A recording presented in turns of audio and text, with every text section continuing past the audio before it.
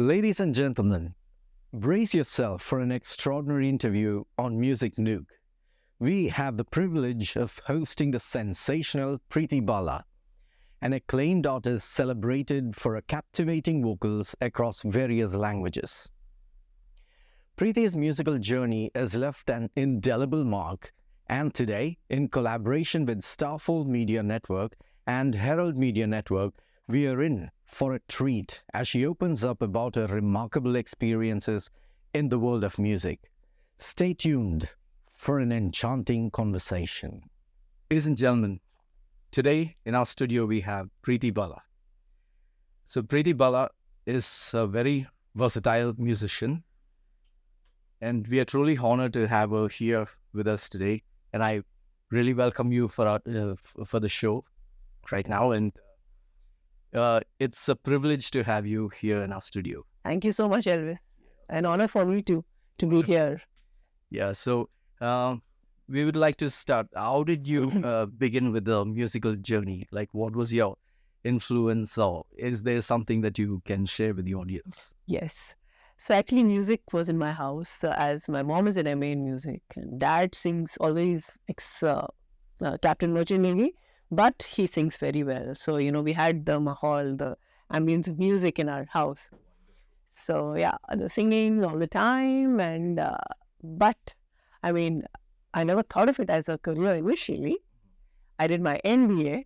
Yeah, I know. An MBA student to turn over into a musician. Yeah. What is the transition all about? Yes. So I used to, sing in school and college and take part in competitions and win. But still haven't ever, the thought never came that I should take it as a career. But then what happened during my final year of MBA? You have these annual socials, the annual event which you have. And of course, I used to sing, but during that annual event, especially, final year of MBA, okay, and 2,000 students in front of you. And of course, I was performing.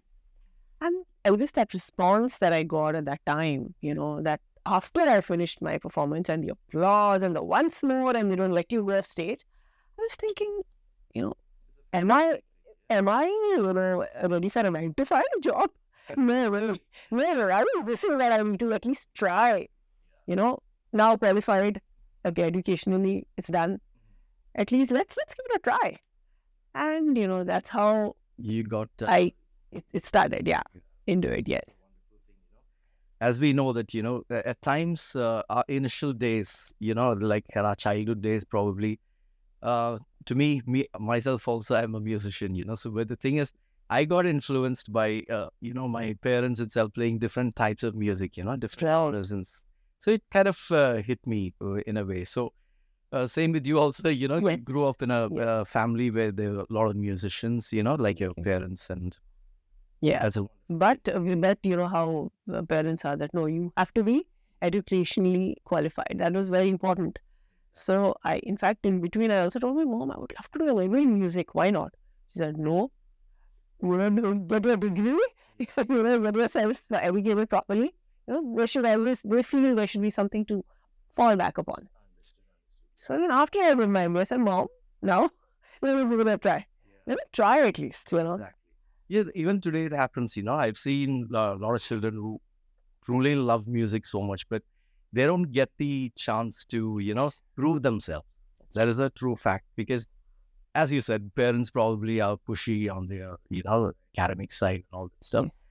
So at times we have, some children who are truly dedicated in both ways. Right.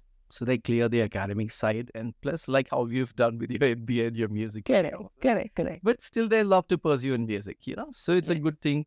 And what message can you give to those kids, who are really, enthusiastic about their own individual perceptions of life, like their career and stuff like that? Yes. So can you actually give them a sincere message what they need to follow on? Yes, I believe that, yes, educational qualification is very important because a career like music, it's not easy. Okay, any career for that matter is not easy, but, an arts, a career in arts you need to have something to fall back upon, so that you can be mentally, you can feel that, okay, yeah, there is a plan B, to keep yourself secured in life. It is important. So, but yes, give your best. I mean, firstly, having a talent like music, getting that gift from God is not an ordinary thing. It's a very special thing. Very few selected people, I think, in this world have got that gift and have been blessed with that understanding of music. You can relate to that.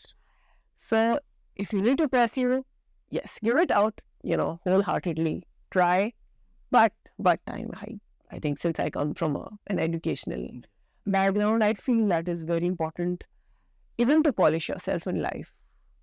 So it helps you polish your personality. So I did MBA in marketing, so it's helping me market my work. Yeah. So you can feel that, yeah. That's it. Your first video song, Damadam, Mast, Kalandar, with Times Music, marked the beginning of your professional journey. Can you tell us about the experiences and challenges you faced while working on this project? Yeah. Yes. So that's fantastic. Absolutely. So as I shared, I finished my MBA and no godfather in music, or there is no, I didn't have, we were not coming from a professional background as such. So I spoke to a couple of friends and some people I knew. They said, okay, I think you need to make a demo. You should make a demo of a few songs and then approach and see, what happens. So luckily I knew a writer and I composed myself. So I did 4-5 original compositions, got it written, and luckily my writer knew someone in Times Music. And she, gave my demo there. And they liked my voice and they said, okay, there's an audition we're on. Jalwa 2 is an album which is coming up. And they need to hear some new voices for a particular song. Why don't you try that song? And, let's see what happens.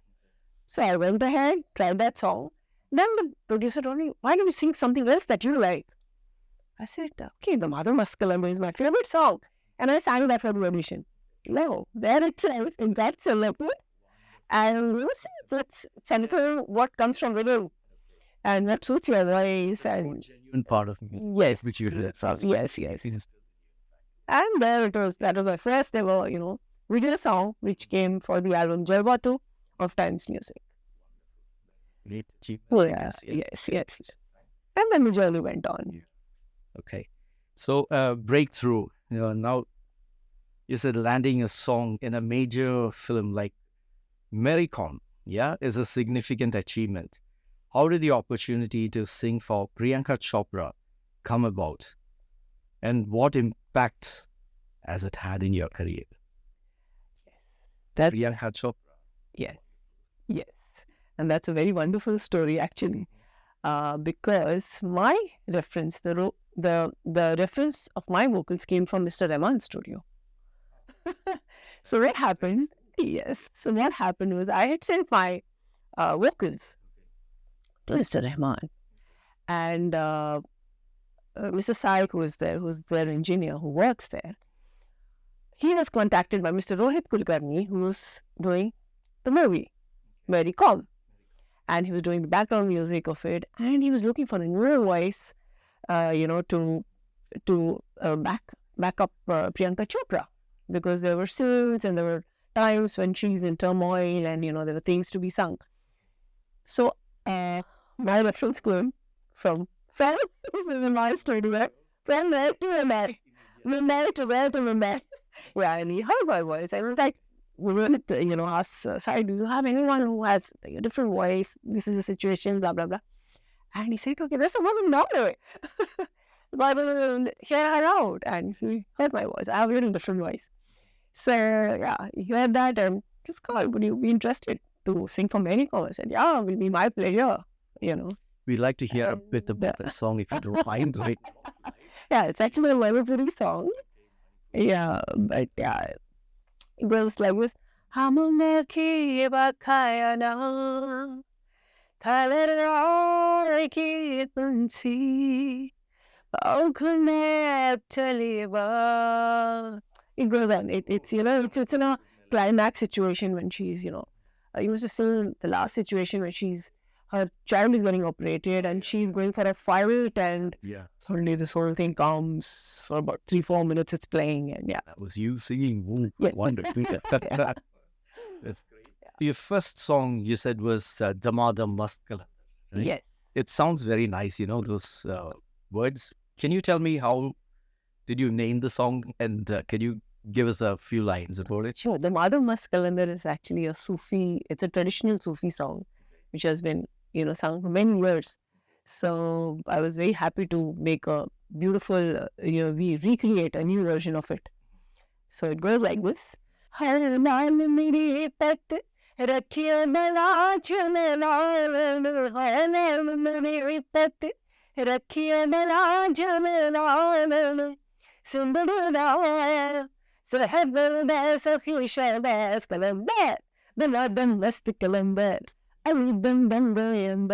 Damadam Mast Kalandar.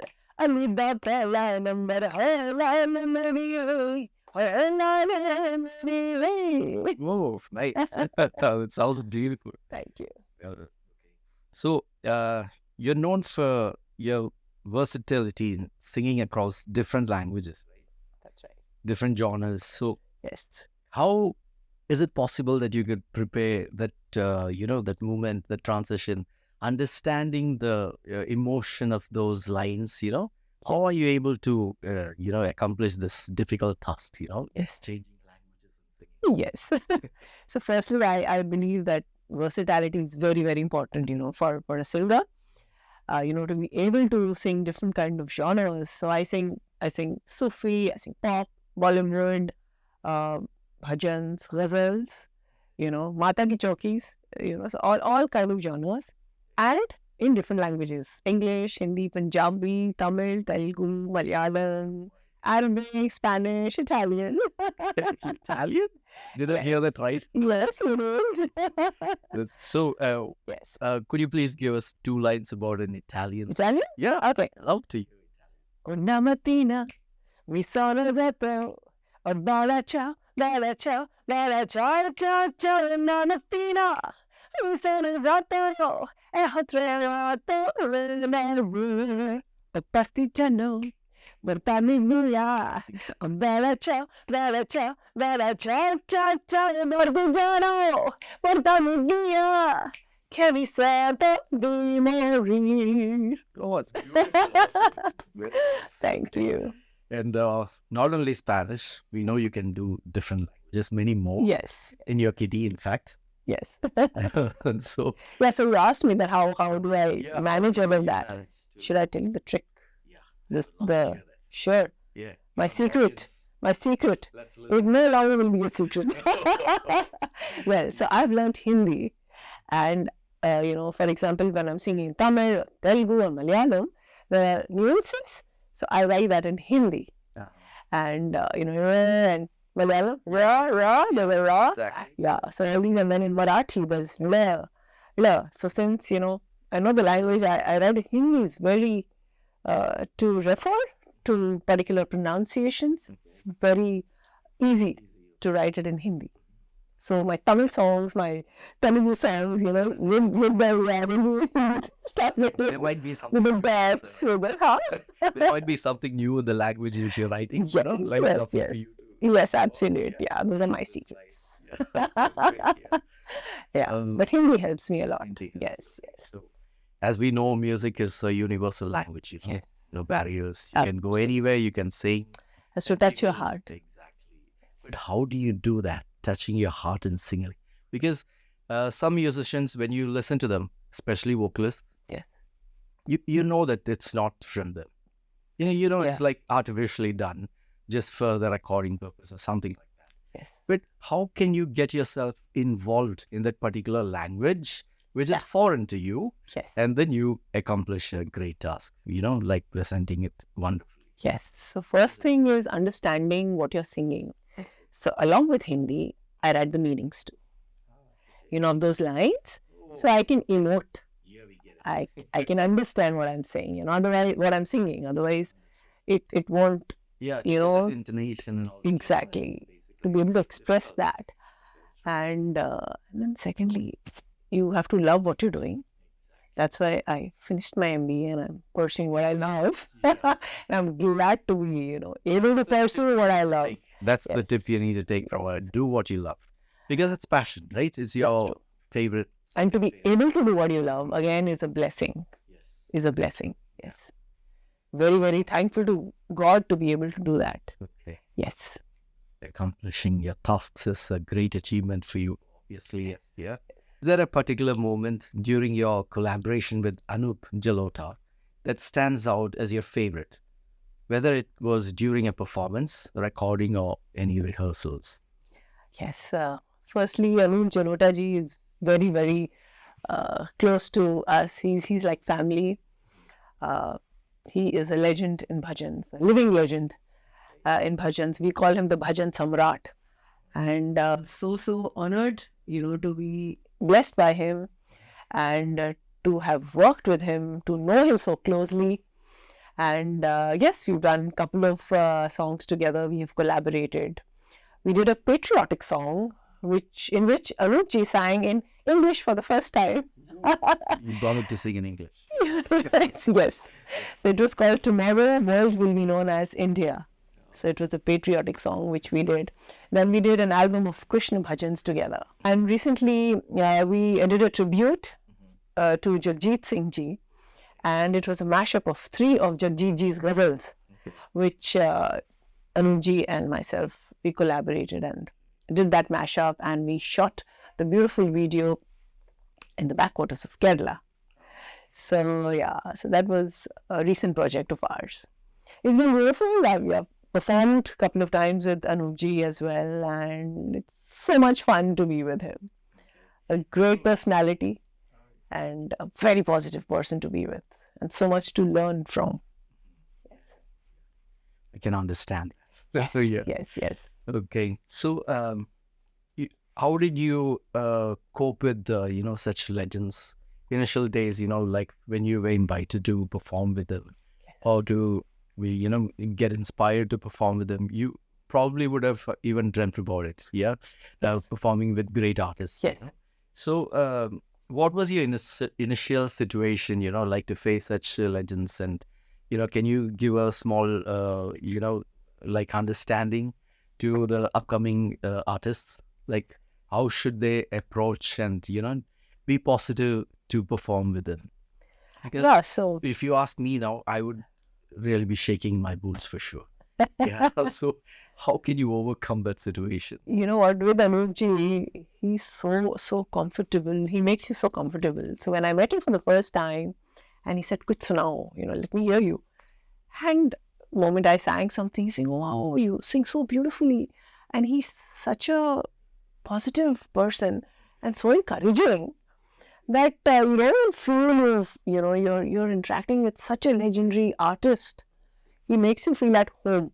And he invited me. He said, "Yeah, why don't you come and let's come and join me in my concert." And that's how I did a couple of concerts. And then I love to record songs, and I told Anup ji, let's do this patriotic song, and you have to sing in English, and and he, do you know what? He never says no. That is something what I've learned from him. Never say no. And I mean, this whole episode can go on just talking about Anup ji. Some people are like that, you kind of get an attack from them. It's like, which stays forever with you. Absolutely. He's a mentor, and yes. That's great. I have another question for you. It's like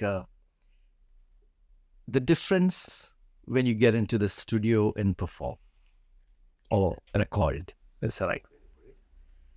And, the difference when you're performing live. Yes.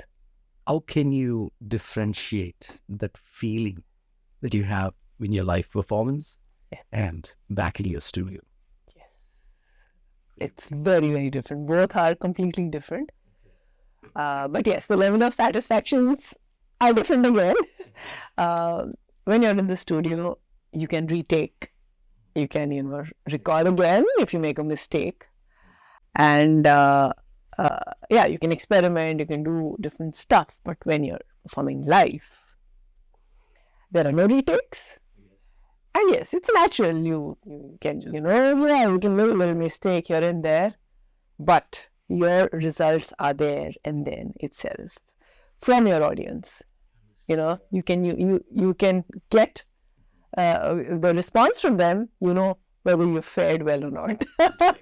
And it's the vibe, the atmosphere. The vibe, it's the biggest high, Elvis. You know it. You are an artist yourself.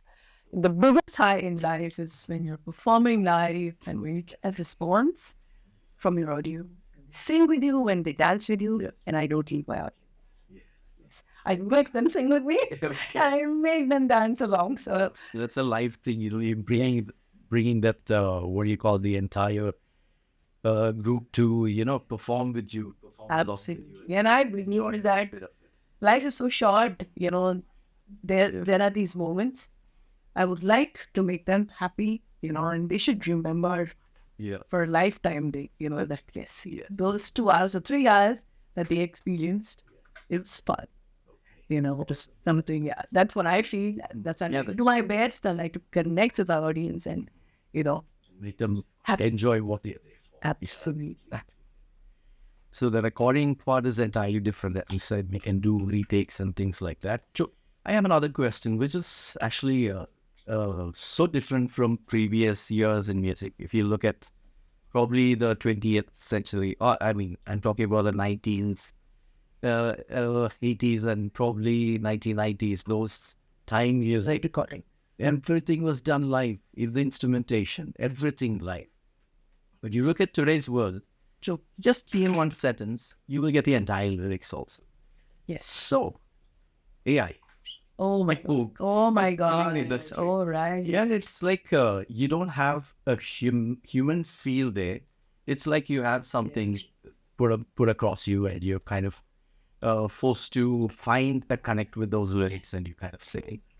So, is it a problem for today's music industry, or is it we need to grow up to it? It is a problem. I'm seeing all these kind of videos where anyone's voice can be, probably a Priyanka Chopra can sing, a song in her voice. You can hear any song. Yes. You can be an English song. Just crazy, but then, as you said, the heart, to get across your audience and live. Yeah, I cannot sing live. So, to hear an artist live, you need the artist. You cannot have the recorded things or things down on the computer. And yes, music has come a long way, as you were saying, in 80s, 90s, 70s, 60s. Exactly. Everything had to be in one take. And they would rehearse. Tataji, Ashaji, our legendary finger. Talking about that practice, it doesn't have to be for a month together. Yeah. That's why you can feel that in the retro songs. You can feel the music. It's evergreen, and it's there to stay. It's not like songs of today, which are just for a week or 2 weeks. Exactly. You cannot bear it. It's into the market, it's gone. Nobody knows about it. True. And gone are the days, when they all would sing together, artists would sing together. That, that interaction and the expressions that would come out when two artists would sing together. Yeah, you can see that on their face also. Yeah, their expressive likeness towards what they are doing. Now everyone is singing solo. One artist sings here, one artist sings there. Yes, there is an advantage to that because you can collaborate worldwide now. Yeah. You can, sing with an artist. US and UK, anywhere in the world. And that's a pros and cons to each era. Yes. So